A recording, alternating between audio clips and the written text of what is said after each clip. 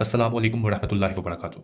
Students, आज हम chapter 16 का जो टॉपिक डिस्कस करने लगे हैं उसका नाम है एसी थ्रू रजिस्टर। इस लेक्चर में जो मेन पॉइंट्स हम डिस्कस करेंगे उनमें है पर्पस ऑफ दिस लेक्चर, इस लेक्चर का मकसद क्या है, उसके बाद डायग्राम, एसी क्वांटिटीज़ की इक्वेशन कौन कौन सी है, एसी करंट की इक्वेशन कौन सी है, एसी वोल्टेज की इक्वेशन कौन सी है, उसके बाद वोल्टेज और करंट के दरमियान हम रिलेशन देखेंगे with the help of graph. Resistive circuit क्या होता है, उसके बाद वोल्टेज और करंट की फेजर डायग्राम बनाएंगे और एट द एंड हम पावर डेसिपेशन को डिस्कस करेंगे कि क्या रेजिस्टर ने सर्किट में कोई पावर कंज्यूम की है या नहीं, अगर की है तो मैक्सिमम की है या मिनिमम की है। तो लेक्चर स्टार्ट करते हैं स्टूडेंट्स। जब हम एसी सोर्स या एसी वोल्टेज रेजिस्टर के अक्रॉस अप्लाई करते हैं तो इस रेजिस्टर में करंट और वोल्टेज किस तरह से बिहेव करते हैं।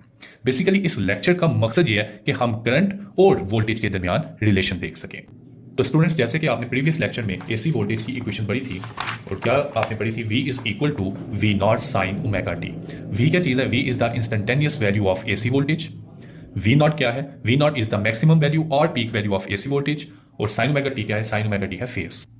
इक्वेशन ऑफ एसी करंट, अब यहाँ पर हम एसी करंट को भी ड्राइव करेंगे। जैसे कि हम जानते हैं I is equal to V over R, और V की इक्वेशन क्या होती है, V naught sine omega t, यहाँ पर हम पुट करेंगे। और V नॉट ओवर R किसके इक्वल होता है, I नॉट, और I नॉट क्या है, पीक वैल्यू और maximum value of AC current.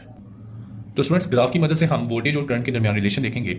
यहाँ पर जरा गौर करिएगा कि जब टाइम जीरो था, स्टार्ट में जब टाइम जीरो है, तो इस वक्त करंट और वोल्टेज दोनों की इंस्टेंटेनियस वैल्यू क्या है, जीरो है।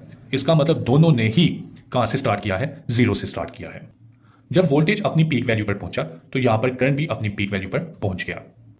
इसके बाद इस बी पॉइंट पर वोल्टेज डिक्रीज हो रहा है तो यहां पर भी करंट क्या हो रहा है, डिक्रीज हो रहा है। फिर वोल्टेज अपनी रिवर्स डायरेक्शन में इंक्रीज हो रहा है, क्योंकि आप जानते हैं यहां पर हम कौन सा सोर्स यूज कर रहे हैं, एसी सोर्स यूज कर रहे हैं। और एसी सोर्स ऐसा सोर्स होता है जिसमें करंट हाफ साइकिल कंप्लीट करने के बाद अपनी डायरेक्शन को रिवर्स कर लेता है, अपनी डायरेक्शन चेंज कर लेता है। तो यहां पर करंट अपनी डायरेक्शन को क्या कर रहा है, चेंज कर रहा है, और इस पॉइंट पर क्या हो रहा है, इंक्रीज हो रहा है। यहाँ पर आप देखें कि जब डी पॉइंट पर हम फोकस कर रहे हैं, देख रहे हैं, तो यहाँ पर वोल्टेज क्या हो रही है, डिक्रीज हो रही है। तो जब वोल्टेज डिक्रीज होगी तो करंट भी यहाँ पर क्या हो रही है, डिक्रीज हो रही है। इसका मतलब करंट वोल्टेज को क्या कर रहा है, फॉलो कर रहा है।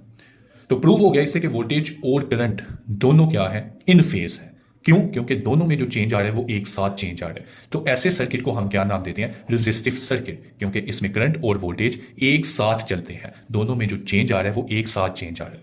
अब फेजर डायग्राम की मदद से हम देखते हैं कि क्या इनमें कोई लीड तो नहीं कर रहा, इनमें कोई लैग तो नहीं कर रहा। तो जैसे कि हम जानते हैं कि करंट और वोल्टेज दोनों ही जीरो से स्टार्ट कर रहे हैं और दोनों की पीक इस जीरो लाइन से ऊपर है, जिसको हम कंसीडर करते हैं पॉजिटिव। तो हम करंट और वोल्टेज दोनों को पॉजिटिव एक्स एक्सिस में ड्रा करेंगे। इससे साबित हुआ कि ये दोनों क्या है, इन फेज है। इनमें कोई भी क्वांटिटी ना लीड कर रही है ना ही लैग कर रही है, दोनों क्या है, इन फेज। अब स्टूडेंट्स, हम इस लेक्चर का जो लास्ट पॉइंट है पावर डेसिपेशन, उसको डिस्कस करने लगे। पावर डेसिपेशन क्या होती है, करंट फ्लो करने की वजह से रेजिस्टर के अक्रॉस जो एनर्जी मिलती है वो एनर्जी पर यूनिट टाइम कहलाती है इलेक्ट्रिक पावर। जैसे कि हम जानते हैं पावर किसके इक्वल होता है, voltage multiply current, P is equal to V I. यहाँ पर अगर हम ओहम लॉ यूज़ करें तो ओहम लॉ क्या होता है, V is equal to I R. V की जगह आई आर पुट करें तो आई को आई से मल्टीप्लाई किया तो क्या आ गया, आई स्केयर आर। हमारे पास पावर का एक रिलेशन होता है, वी और आई की जगह अगर हम पुट करें वी ओवर आर तो इक्वल हो जाएगा वी स्केयर ओवर आर। तो तीन रिलेशन है हमारे पास यहाँ पे पावर के। तो मेन रिलेशन कौन सा है, power is equal to voltage multiply current. अगर हम पॉइंट देखें जीरो से ए पर, तो यहाँ पर हमें वोल्टेज की जो वैल्यू मिलेगी वो पॉजिटिव मिलेगी। मैंने स्टार्ट में बताया था कि जब पीक जीरो से ऊपर होगी तो उसको हम कंसीडर करेंगे पॉजिटिव हाफ साइकिल, और अगर जीरो से नीचे होगी तो उसको हम कंसीडर करेंगे नेगेटिव। तो यहाँ पर हमें जो वोल्टेज मिल रही है वो क्या है, पॉजिटिव।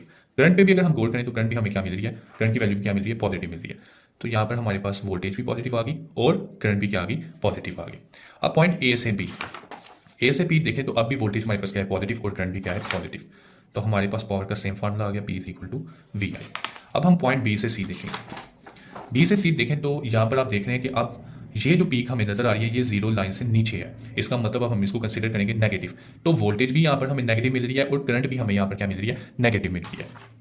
तो P is equal to voltage भी नेगेटिव और करंट भी नेगेटिव, दोनों को जब मल्टीप्लाई करेंगे तो माइनस माइनस प्लस, तो दोबारा से क्या आ जाएगा, P is equal to V I. Last point है हमारे पास पॉइंट सी से डी।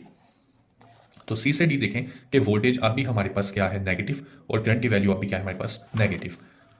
तो अगेन वोल्टेज भी नेगेटिव और करंट भी नेगेटिव।